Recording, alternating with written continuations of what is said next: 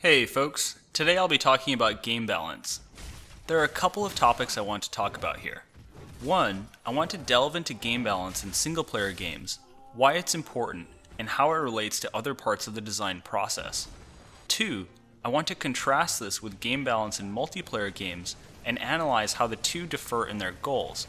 Finally, I want to focus specifically on balance in multiplayer games and think about what paradigms make for effective multiplayer balance.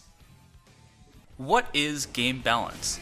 Fundamentally, balance is the adjustments made to mechanics in a game to deliver the intended experience to the player. Think of this in the context of a simple game like Tetris. The design of the game is built first. Different shaped pieces float down from the top of the screen, and the player arranges them into rows to earn points. Balance is the configuration of these mechanics, how quickly pieces float down, the types of pieces that are available, the varying rewards given to clearing one or multiple rows simultaneously, etc. The key point is intent, delivering the intended experience to the player. From this vantage point, we can see how game mechanics work differently, or even not at all, depending on what the designer is hoping to accomplish. Let's think about adding an easy mode to Dark Souls. Challenge is an integral component to the Souls series. Many of the game's core design features revolve around trade-offs that players make to overcome the game's harsh difficulty. The permanent loss of souls creates a sense of presence and immersion in the world. Unforgiving bosses, which require the mastery of an important mechanic, like dodge rolling, establish a foundation of skills that the designer can rely on as the game progresses. The sense of accomplishment players feel once a challenge has been beaten is a core reward system. The game designer needs to weigh the trade-offs of balancing an additional mechanic, such as a modal difficulty system, with the time and energy needed to deliver that mechanic successfully. This is weighted depending on the core vision of the game. The closer a mechanic comes to affecting the core vision, in this case the sense of accomplishment, the more difficult it is to implement, and therefore the more hesitant the designer is to include it. The inclusion of asymmetry in multiplayer games adds another layer of complexity to this. Asymmetry means that different players in a game have access to different things, such as two players picking different races in a game of StarCraft. Major adjustments to mechanics can quickly compromise the core vision because it becomes extremely difficult to comprehensively think about, let alone test, the combinatorial explosion of new scenarios that such a change can result in. I think this is why Blizzard often emphasizes the idea of the smallest change possible with the biggest impact. The smaller a change is, the easier it is for the designer to wrap their head around it, predict its effects, and test it. Something that both FromSoft and Blizzard do extremely well is focus on a clear vision as they design and balance their games, a sense of accomplishment for the Souls series, and esports for StarCraft. This focus provides a strong anchor for design decisions. Remember, the core principle of balance is delivering an intended experience to the player. This is hard to do if the intent is unclear or out of focus. A great example from StarCraft is the proliferation of build orders that are comically overpowered at low levels. An anecdote that comes to mind is a bronze level player in Legacy of the Void who complained about an opposing Terran who built only ravens and won with mass point defense drones. At a skill level where players often only build and manage a single kind of unit and attack once they're maxed out, this strategy feels really unbalanced. It beats most everything else, and makes players feel as though they're pigeonholed into just doing that. Anyone experienced at the game knows that the rush to mass Raven strategy can probably be beaten by attacking before the 20-minute mark, but that's not something people necessarily do at this level. The question for the designer is this: should we adjust the mechanics to create a good balance of strategies at this level of player, or do we balance for higher levels and expect players to get better? Remember, the answer isn't obvious. Many other RTS games were balanced with these kinds of players in mind, since they make up the vast majority of the consumer base. Blizzard's vision and focus on esports makes it much easier for them to come up with their solution. Simply expect players to get better. This is a straw man example, and I don't intend to imply that this should be an easy question. I'm simply emphasizing the importance of vision in game design. I want to dive into this further, but let's start by discussing some ideas this example raises. One is meaningful choices. Game designers need to weigh the number of choices offered to players with their own ability to balance these choices and make them all a meaningful experience. It's important to note that whether or not something is meaningful is not a binary choice. It's a spectrum, and designers need to weigh how much work they're willing to do to push a certain choice up the spectrum of meaningfulness. The different classes and playstyles in Dark Souls 3 are a good example. From the highest level of things like marketing materials all the way down to the nitty-gritty details of how shields are balanced, it's very clear that making the Knight class a meaningful and enjoyable experience was a core goal of the designers. Playing these games only reinforces that. I had a harder time clearing the first few areas as a sorcerer on my second playthrough than I did as a knight on my first, even though I had already beaten the game. It's much easier to make loads of mistakes as a knight wearing heavy armor than it is as a sorcerer getting 2 or 3 shotted by many enemies. This difference in focus, however, doesn't mean the knight is the only meaningful experience in Dark Souls. Balancing decisions in enemy design, such as making it easier for sorcerers to kill slow, large enemies, or adding magic vulnerability to certain bosses, makes the sorcerer gameplay more interesting. Differences in NPC dialogue affect how the player perceives the world and how they spend their time at Firelink. Just because the knight was arguably a larger focus, doesn't mean other choices shouldn't be meaningful, and it's clear the designers took the time to make sure this wasn't the case. The addition of meaningful choices is part of what makes StarCraft interesting. Macro mechanics are a great example. Many players point out that the ability to drop mules every 85 seconds is not necessarily a display of great skill. It's very mechanical and a rather boring way of increasing the skill ceiling. Maybe the game would be more interesting if players spent their time focusing on something else. This is where I disagree. It's interesting precisely because it's an interesting choice. Players can choose to drop mules every 85 seconds. They can choose to save energy for scans. They can choose to focus elsewhere and forget about their mules for a period of time, which even the best professional players often do. The inclusion of this choice gives players another option as to how they allocate their focus with clear pros and cons. This and other mechanics lead to interesting differentiations, such as certain players that focus their entire playstyle on efficient macro. This idea of focus in StarCraft brings into view the idea of constraints in balancing. We can easily imagine the mule mechanic working differently, for instance, needing to be dropped twice as often or needing to be microed manually onto a mineral patch. The designer needs to consider the goal of offering a meaningful choice against the physical constraints of the player. Human beings can only do so many things at once. If it's too much work to micro mules effectively relative to their costs, then it becomes a less meaningful choice, and therefore its inclusion is less impactful. The constraints in balancing depend, once again, on the vision of the game and on the target audience. A Korean professional with 400 actions per minute has a very different set of constraints from a new player with less than a tenth of that. StarCraft really nails this problem by including numerous meaningful choices that, 1, cannot all be chosen simultaneously, and 2, have reasonably proportionate cost-benefit ratios. The amount of focus and effort required to drop mules is balanced against its benefits. Furthermore, the choice to use energy on mules rather than scans or supply drops is an interesting gameplay mechanic. David Kim talked about this idea in 2013 when discussing the nerf to Hellbat drops.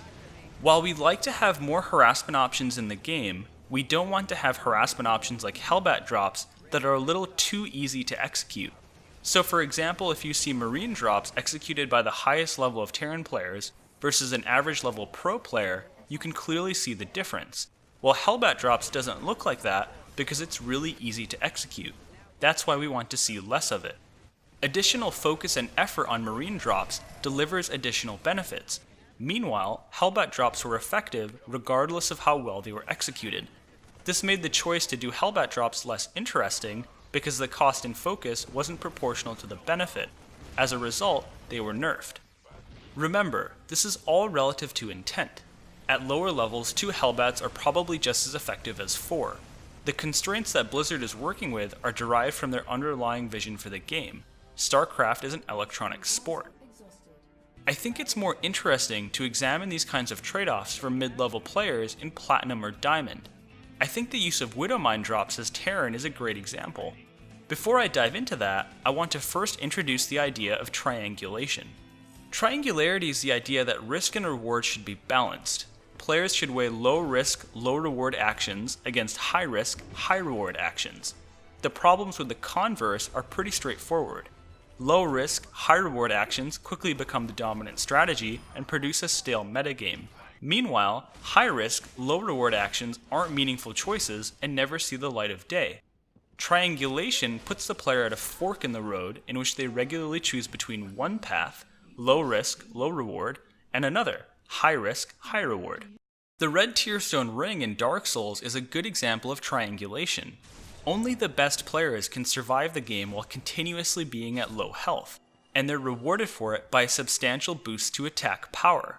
The equipment burden and roll system is a good example of poorly balanced triangulation. There's no consequence to staying at the best roll speed because most melee builds need lots of endurance anyway, so they're able to wear heavy armor and still roll fast. Dark Souls 2 attempted to fix this using adaptability, but this was unsuccessful because the risks and rewards were too subtle. As a result, players pumped adaptability just in case, and it quickly became the dominant strategy. Rather than feeling like there was a fork in the road, players felt forced down one path. This adaptability case is why I view Widowmine drops as an example of poor triangulation.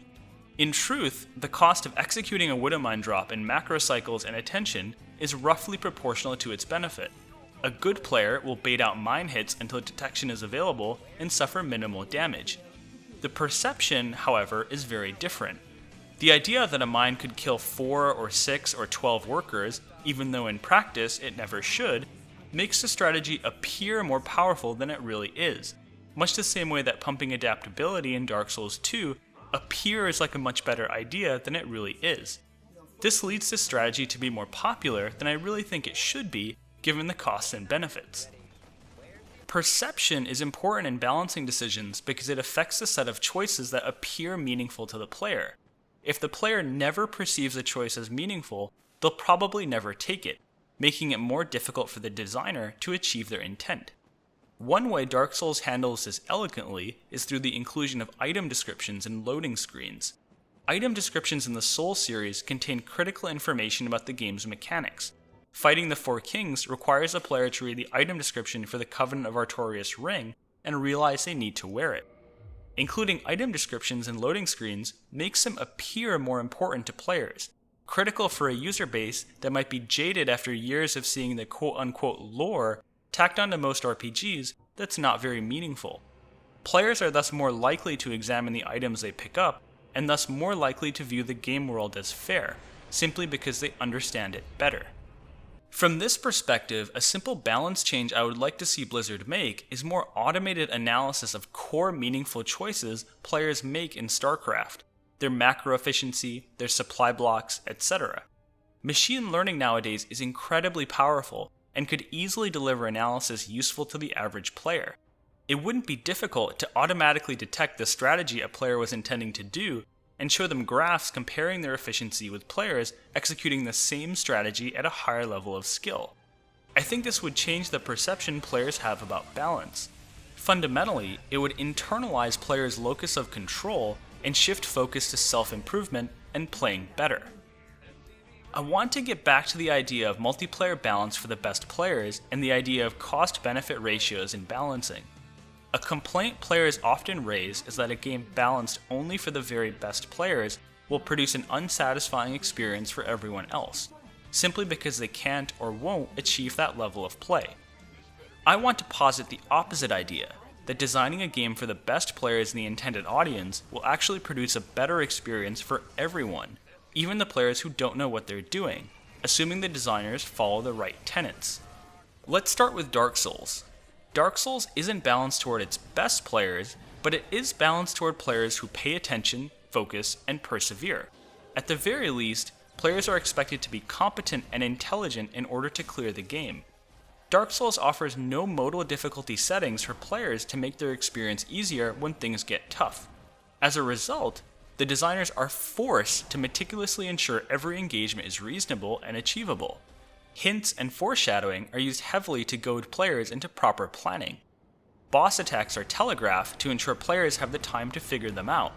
The lack of modal difficulty allows the designers to make the game harder, but also forces them to make it more fair, something that benefits everyone. Emphasis on replayability and an obtuse lore also benefit average players. Most players will not finish Dark Souls, let alone play through it multiple times, but the design consideration of replayability ensures experienced players will continue running through the game, leaving messages for other players and offering assistance in co-op. Meaningful lore ensures that the game world makes sense and remains internally consistent. An average player may have no clue what the story of Dark Souls is, but the fact that it was constructed meaningfully ensures that they experience a coherent, connected world. None of this would hold true for a game that targets the average, middle-of-the-road consumer. Dynamic leveling is an example of a well-intentioned game mechanic targeting new players that ultimately hurts everyone. New players in Dark Souls can walk directly into the graveyard and get killed immediately. They're expected to realize that this zone is too difficult for them at this point in the game. This is what's known as static leveling. The difficulty of enemy mobs is static and doesn't change relative to the player's strength. The third entry in the Elder Scrolls series, Morrowind, shared this concept, statically leveling enemy mobs with only slight adjustments based on the player's current level. Oblivion, Morrowind's sequel, opted instead to dynamically level its mobs, ensuring players would rarely, if ever, encounter an enemy too difficult for their current level. But this actually made the game less interesting. Every zone ended up feeling too similar. Rare item drops were more the result of how much time the player spent leveling rather than what they had actually done in the game. The environment often made no sense. Bandits automatically acquiring the best equipment in the game was immersion breaking, and took a lot of the fun out of random encounters. Most serious was the loss of a sense of progression. Becoming the most powerful being in Oblivion and proceeding to get one-shotted by a town guard was a jarring and frustrating experience. Targeting a game mechanic at players unwilling to pay attention and experience setbacks in statically leveled zones resulted in a worse experience for everyone. Importantly, it resulted in a worse experience for those very players it was attempting to target. It's no surprise that both Fallout 3 and Skyrim dramatically reduced the use of dynamic leveling and included numerous statically leveled zones, despite both targeting a mainstream audience. The underlying theme in these design mechanics is respect. The designer has enough respect for the player to expect them to be competent and therefore able to handle the challenges that are thrown their way. This respect radiates throughout the design process and produces a set of fair, reasonable, and thought-through game mechanics, which ends up benefiting everyone. Let's talk about how this design philosophy applies to a game like StarCraft 2. StarCraft arguably takes it to the extreme, balancing for the very best Korean professionals who make up a tiny percentage of the overall player base. The direct benefits are obvious. Catering to the best players contributes to a dynamic competitive scene that anyone can watch and enjoy. But there are plenty of other reasons to think that this design philosophy is good for everyone, not just the very best. Let's go back to the concept of fairness. Professional players meticulously spend their focus getting the best possible bang for their buck. This forces the designer to carefully balance game mechanics to have a proportional cost-benefit ratio and prevent dominant strategies from overcoming the meta. The more focus and attention something requires, the more benefits it offers the player. The end result for new players is that getting better at any aspect of the game is guaranteed to make them better, simply because the game is explicitly balanced that way. A new player who just wants to look at their base, nail their mule timings, and efficiently build a big army will be proportionally rewarded for their ability to do that. In contrast, targeting a quote-unquote mainstream consumer would probably ignore that altogether. In fact, the Age of Empires series infamously added an auto-queue feature that nullified the need for any real macro skill. The result was a game that was less interesting, not more. Players who like to focus on economy suddenly had a big part of the game taken away from them. The matchmaking system works better as well, once it's designed for the very best.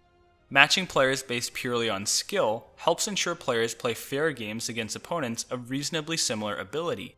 Encouraging players to play on the ranked ladder and climb up the ranks boosts player populations and reduces wait times. Providing clear tiers of skill offers a sense of accomplishment as players improve. I would argue that the handful of features introduced specifically to cater to average players, such as hiding MMR and obscuring promotion progress, ultimately frustrate everyone by making the promotion system feel arbitrary. Ladder anxiety, that principally affects non-professionals, is worsened, not made better, by this lack of transparency. Balancing for players with fewer physical constraints also produces a better game for everyone. StarCraft plays much faster than most RTS games that preceded it, and the idea to make the game slower for lower leagues is sometimes raised. But this ends up making the game more boring rather than more interesting. Engagements feel tired and slow. Average players will always play the game at whatever pace works best for them. Slowing down the game clock won't change this. Yet by keeping the game extremely fast, they can still reap the benefits of exciting and dynamic battles. It's not all perfect, however, and one area where this design philosophy can fall short is what it fails to include in the game. One of the core reasons designing for the best works is that it keeps designers honest. It limits their ability to include cheap gimmicks or unfair mechanics. New players might misunderstand or skip over these, but good players will certainly identify and call them out. The problem with this is that even the best players will fail to hold the designer accountable for features that aren't included. The lack of proper community features and a lackluster arcade are both good examples. Experienced players can always fall back on community forums, Discord, and pre-existing social networks formed from decades of playing games to bootstrap this kind of stuff. New players cannot. The takeaway is that good players will keep the designers honest about what's included in a game. However, they may not catch the critical omissions. This is why it's important for design teams to continuously experiment with new features and listen closely to feedback to catch any blind spots. A common argument raised against the idea of balancing for the best is the concept of differential effectiveness. The same mechanics work differently for players of different skill levels. Both the Colossus and Banelings are examples of this, units that are fair at a high level but may be grossly over-effective at lower levels where players lack the speed to split and focus fire effectively. This, so the argument goes, makes the game less fun. There are a couple of problems with this line of thinking. One is that good players will always control their units better than average players. Differential effectiveness will always exist. Balancing for the best forces the designer to include proportional rewards, i.e. getting 10% better at taking an engagement should result, roughly, in a 10% better engagement. Balancing for the average player flips this on its head by attempting to eliminate army control as a variable in how well engagements are taken. The result is battles which feel arbitrary rather than satisfying. Getting better at the game doesn't necessarily mean receiving any rewards. This is frustrating for everyone, not just professionals. The second counterargument is that differential effectiveness produces a better variety of games and encourages players to explore different playstyles. Terran is arguably the most multitasking-intensive race. Most average players do very little multitasking, preferring instead to focus on one thing at a time. One could argue that balancing for the best results in a deteriorated experience for Terrans. They're unable to take advantage of one of their race's core features. I would argue the opposite. Making success predicated on a higher level skill encourages new players to try things they wouldn't have otherwise. Rather than spending their 30 actions per minute staring at their base, the game's design pushes them to try harassment and drops, something that's fun and interesting that they might have missed out on. The emphasis on proportional rewards ensures that this focus is rewarded appropriately. Rather than putting players at a disadvantage, it pushes them towards new styles of play to be on the same level as their opponents. The result is a game that's more varied, exciting, and dynamic. The final argument I want to make is this. Players want to feel like they've won or lost due to factors that were within their control. Principally, this means their own skill level. Designing for any group of players aside from those with the highest skill level inevitably moves the game further from this goal. Something aside from skill needs to be introduced as the deciding factor. This factor is usually luck, and there is nothing more frustrating or arbitrary than losing a game simply because you got unlucky. This is true for everyone, regardless of skill level. David Kim said it best in his Reddit Ask Me Anything. We prefer not to make big changes due to careers being on the line in a game like StarCraft 2. Every balance tweak you encounter, every design mechanic you engage with, everything you do in StarCraft has been thoroughly and meticulously tested under the idea that it could possibly affect someone's career prospects. There is nothing arbitrary about it. There is nothing random or luck-based about it. It's pure respect for the player, and everyone benefits from that. Game balance is a notoriously hard thing to get right. Too many of us have played games that seemingly have all the right pieces, but just don't seem to come together and ultimately end up feel frustrating. Done right, it can make the difference between a mediocre title and an age-old classic. It's often said that balance is more art than skill, yet I would argue that a number of tenets, like balancing for competent players and offering meaningful choices with proportional rewards, can help ensure that a game ends up in a balanced state. The end result is an amazing experience that is often more than the sum of its parts, practically a work of art.